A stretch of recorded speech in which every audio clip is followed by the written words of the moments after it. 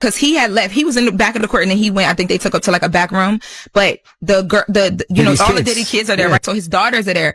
I was sitting behind them. It was awkward for me to watch them have to listen to all of this. After he started, the male Esther started getting into a lot of the math and stuff, they got up and left. Who told him to leave? Did Diddy say leave or? No, Diddy didn't tell them to leave. I don't know if there was a conversation or not. I looked up from writing and I saw them get up. So I don't know, but I know that they were like checking on each other throughout. I saw them ask like Christian at one point. So, you might have seen the headlines about Diddy's daughters storming out the courtroom.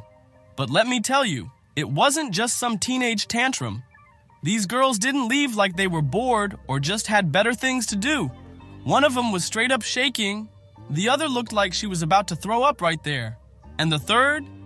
She sat frozen, eyes locked on the floor like her whole world just crumbled in real time.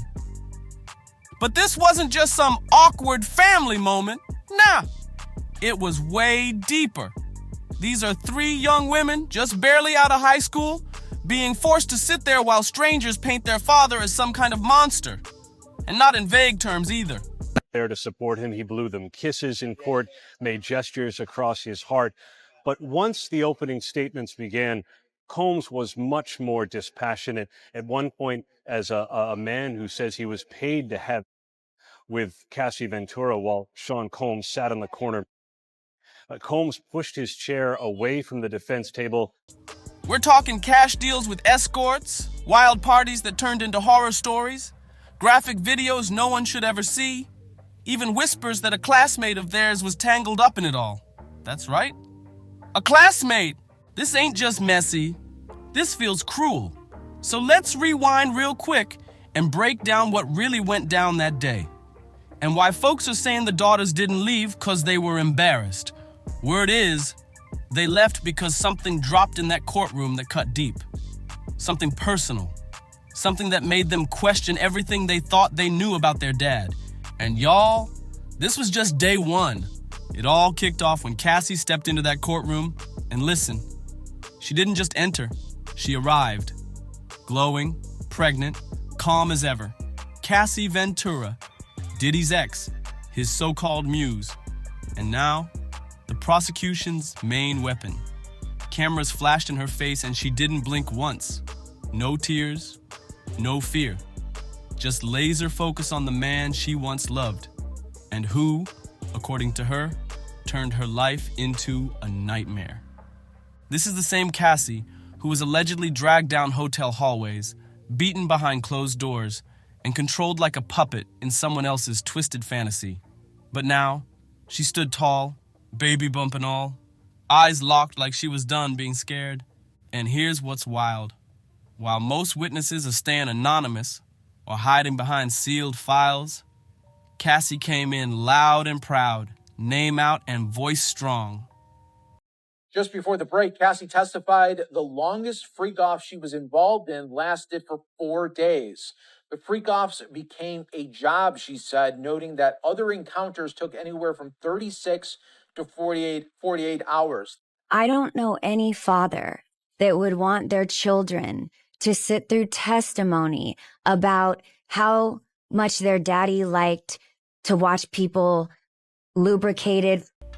The whole courtroom froze when she spoke. You could feel it, like everybody in there stopped breathing. Even the feds in the back were posted up, looking like they knew they were watching history unfold. As soon as the judge gave the nod, Cassie dove straight into her truth. No stuttering, no filter. She peeled back years of pain like she was unloading her soul, like this was therapy with receipts. Cassie didn't come to play. She came with truth that hit like a hammer. She said those freak-offs, they weren't rumors. They were real, regular, planned out like events, and filmed, not for fun, but for blackmail. She said Diddy flew her to places like Vegas, Turks and Caicos, Miami and LA, only to lock her up in hotel rooms with strange men, while he sat in the corner and watched, sometimes in total silence, sometimes touching himself, sometimes barking orders like he was directing the sickest music video you could imagine. And the second she tried to escape that madness, boom! Punishment, a slap, a kick, a phone smashed to pieces, a mirror shattered. And as she described it all, The courtroom went dead silent. That kind of silence that squeezes your chest. You could feel people's hearts breaking in real time. But Cassie, she didn't shed a tear. She stood there solid, like she'd replayed this moment in her mind 100 times, and now it was finally her turn to speak. She told the jury how Diddy allegedly chose every outfit she wore, controlled her whole music career, cut her off from people who cared, and made sure she had nobody to run to. This wasn't just some toxic relationship. She was living like a prisoner in designer heels. And here's where it got even darker. Diddy's daughters were right there in the courtroom, hearing it all, every word, every sick detail, and you could see it hit them. This wasn't just about their dad being controlling. Nah, this was something way deeper, something disturbing. But the day wasn't over yet, not even close. Because next up, a man named Daniel Phillip stepped forward. And y'all, he didn't just spill tea, he threw the whole pot. Daniel was a male escort with receipts and scars. Folks in the room didn't know what to expect, but what came out of his mouth? It was jaw-dropping. He said Diddy used to pay him stacks, thousands, to perform with Cassie while Diddy watched from the sidelines, allegedly giving directions, getting off to the whole scene, and sometimes he jumped in himself. You could hear the air leave the room. Some folks stopped breathing. Others sat up straighter, pens scratching fast, like they knew they were witnessing something historic and horrifying. Some folks just stopped taking notes altogether. One woman in the back reportedly dropped her pen, buried her face in her hands, and didn't lift her head for the rest of Daniel's testimony. And just when you thought things couldn't get darker, Daniel hit the courtroom with that story. You know the one, the baby oil. The same rumor that's been floating online for years like a ghost in the gossip corners? Yeah, he confirmed it, in graphic and gut-wrenching detail. He said Diddy had rules, strict ones, how much oil to use, where to rub it, how to make it look natural like it was some kind of twisted performance. Sometimes they went through 2 full bottles, sometimes just half, but it was always planned out like a scene straight from a nightmare. For those who like to stupidly comment, well, why didn't she leave? She said she didn't have the resources and she didn't feel safe to do so. In her own words, I understood Sean's capabilities, his access to guns, and the threats that he made prior to that. Later, Diddy not only threatened to have her freak-off tapes released, but that he would harm not only her, but also Kid Cudi, which I'm sure you know he's very capable of doing so. Cassie said he told her that he wouldn't be harming her and Kid Cudi with his own hands, and it would happen when he was out of the country. Then Daniel took a breath, paused, and dropped a line that froze the whole courtroom. He said he was instructed to use the oil on Cassie, and to keep going, even while she was, yeah, that part, in front of a judge, a jury, prosecutors, reporters, and Diddy's own daughters sitting right there listening. It was too much. The judge cut in immediately, ordered that section stricken from the record, and slammed a recess into action. That's how far it went. That's how disturbing it got. And it was right after that moment that Chance, Jessie, and D'Lila stood up and walked out. One clutched her chest like she couldn't breathe. Another wrapped her jacket tight like it was armor, quietly crying. The third, she looked hollow, like someone just smashed every memory she thought was real. People online had mixed feelings. Some called it brave that they showed up. Others were furious, saying they should have never been allowed inside that courtroom with stories this graphic on full blast. But then came the real twist. Daniel said sometimes Cassie would ask for those acts to happen, but he didn't buy it. Said it felt fake, like a script someone handed her. Maybe she was told to say it. Maybe threatened. Either way, it didn't feel right. That part hit different. It wasn't just chaos anymore. It felt like control. Like Diddy wasn't just wildin'. He was directing this madness like a twisted film, with Cassie stuck as the lead role and everyone else just extras in his sick fantasy. And when Cassie took the stand again, things went even deeper. She told the jury she was drugged, said her body would shut down from exhaustion and pain. She talked about UTIs, throat injuries, her tongue swelling up, Her voice, calm but cold, like she was numb from all of it, and still. Diddy made her go back in like it was just part of the job. Cassie straight up told the courtroom that these freak-offs became her full-time assignment. No time for music, no time for life. Just perform, then recover. Over and over. And forget that 2016 hotel hallway tape that the world's already seen, where Diddy's dragging her and laying hands. That was nothing compared to what got played in court. Insiders said the new footage was so explicit, so raw that the jury looked shook. Some turned their heads, others shifted uncomfortably like the air got sucked right out the room. And Diddy? He sat there, blank, watching it like it was just another video on mute. Cold. Cassie tried to stay composed. At first, she held it down. But once that screen showed her being shoved, yanked, and humiliated, her voice cracked. She froze, had to stop and breathe. Deep, steady breaths, like that footage pulled her right back into the moment, like she could still feel his hands on her. And then, she looked straight at him. The entire courtroom locked up. That was the moment. That bone-chilling stare where a survivor locks eyes with the one who broke them. You could feel the tension spike, like the roof might collapse from the weight of that silence. She told the jury that Diddy used to say these twisted sessions made her special, that sharing her was a privilege, like she was some sort of prize. He told her no other woman could handle that kind of love, and she believed him, because when they met, she was just a young girl, and he was 37. This wasn't just manipulation, it was training. Cassie said she loved him back then, admitted she got jealous when he flirted with other women.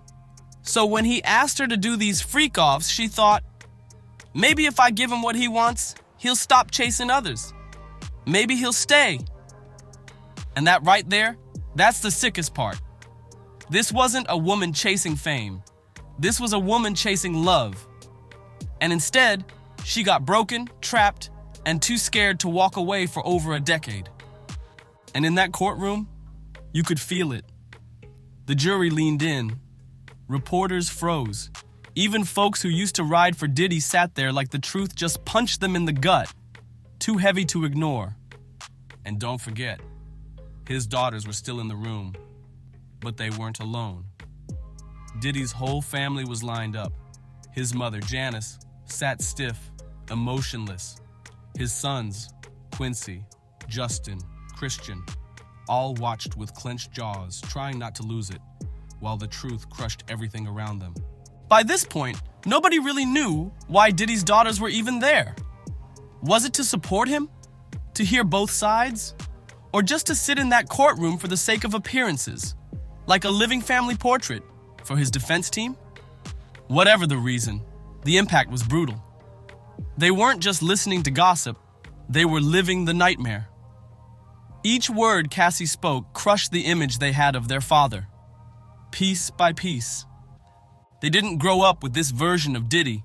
To them, he was the icon, rich, powerful, untouchable. But the man Cassie described, he wasn't no boss. He was something else, something darker, something predatory. By the end of the day, even the courtroom vets, the ones who've heard it all, looked shook. And Diddy's daughters, they had already walked out twice. But what came next? That's what finally broke them down for good. This time, it wasn't just Daniel the escort dropping bombs. It was Cassie backing everything up, and then going even deeper. She told the court how Diddy would drag her by her hair, slap her across the face, scream in her ear if she didn't perform the way he liked. And then, he'd force her to sit and watch while he got busy with other women, and sometimes even with workers. That's when the room changed. You could feel the energy shift, heavy, suffocating. Insiders say the daughters looked like they were barely hanging on. One had silent tears rolling down her cheeks. Another kept glancing at their grandmother like she was silently begging to be let out of the room. And the youngest? She didn't wait. She stood up slow, eyes locked on the floor, and walked out. No words. Her sisters followed seconds later, and this time, they didn't come back. Social media exploded. Twitter lit up like fireworks. People were asking, why were they even there? Why make young girls? Because, let's be real, that's what they are. Sit through this kind of trauma. One tweet said, I wonder if he protected his own daughters like he did other people's. Another went even harder. Sad that they have a monster for a dad. You think he hits them too, like he did Cassie? And it only got messier from there. Because now, there's a rumor swirling online that's making everyone pause. A whisper that one of the young people involved in these twisted parties might have actually gone to school with one of Diddy's daughters. When you really look at how deep Diddy's circle went, handlers, assistants, bodyguards, stylists, it starts making way too much sense. He didn't just run a crew, he ran an empire like a king, and everybody in his world had to play by his twisted rules, or get cut off completely. And let's be honest, it's been no secret in the industry that he liked them young. Way too young. And according to whispers from inside the scene, it wasn't just Cassie he made promises to. Nah, it was boys too. Young talent trying to make it, who got fed the same line, "You're special, I'll make you a star." Just like he told her. So if even one of Diddy's daughters sitting in that courtroom found out someone they knew, someone from school, got pulled into that same dark world, that ain't just humiliating, that's soul-snatching. That's a pain that don't leave easy. Then TikTok started going wild. Edits popped up showing the girls smiling at prom just days later, but paired with audio from the courtroom. That contrast hit people hard. Folks started asking, are they really okay? Or are they just hiding the damage behind pretty dresses and fake smiles? Even legal experts stepped in, calling the daughters collateral damage in a storm they never asked for. One attorney said straight up, if these claims are true, imagine being a kid and seeing your own parent described like that in front of the world. This wasn't just about Diddy and Cassie anymore. It became a generational wreck, a trauma wave they didn't cause, but now have to survive in the aftermath. And just when the courtroom was flooded with truth, here came Diddy's team trying to clean it up like this was some Hollywood breakup. Instead of addressing the serious stuff, they showed up with gaslight and fan in hand, trying to spin the story like this was just messy ex-drama. His lawyer stood up in court and said it wasn't about coercion or trafficking, claimed it was nothing more than two exes stuck in a complicated love triangle. Like 10 plus years of freak-offs, secret tapes, and emotional control was just a typical celeb split. Please. And the wildest part? They even tried to flip it on Cassie, asking why she still had the tapes. Not why Diddy allegedly filmed her without consent, but why she kept them. Like she was the one being shady. Make that make sense. Nah, ain't nobody buying that story. That Cassie kept those tapes for fun. After everything she went through, after all the humiliation she described in court, please. She held on to those tapes for protection, not pleasure. And everyone in that courtroom knew it. But Cassie, she didn't flinch, not once. She answered every question, even the ones clearly meant to break her down or shame her. And when they hit her with that one, the question about why she stayed, her voice didn't crack. She said it plain. I met him when I was young. I didn't know any better. I thought this was love. Then she added, but love doesn't come with bruises like this.